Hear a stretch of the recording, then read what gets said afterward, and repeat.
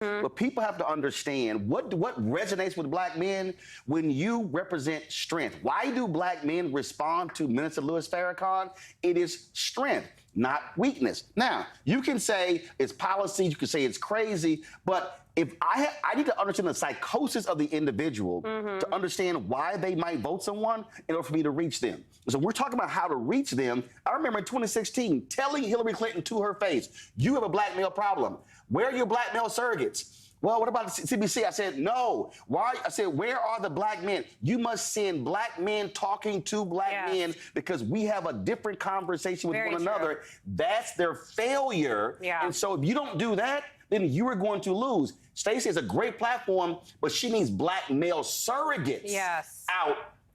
Who? Like, who are some people who could be like great surrogates for her? Well, because it can't always be politicians. Like sometimes it needs to be the local pastor, the barbershop owner, the exec, the courtroom, you know, the corporate office exec. Sorry, Cliff, were you trying to say something?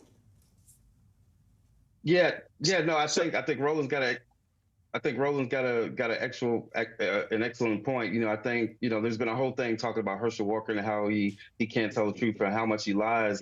And there's a segment of the black male voter population for which, like, telling a lie is actually a cool thing, right? I'm just keeping it real. Like that's part of the thing with Trump, right? You know, but I think that, you know, we need the equivalent, really, to this point about surrogates. We need the equivalent of, like, what the WNBA and the Atlanta Dream did for Reverend Warnock. Keep in mind, he was low in the polls until the Dream started wearing his shirts, and that's really where he started to skyrocket. We need the equivalent of that, you know, shouting out Warnock, but also, you know, poking holes in Herschel Walker,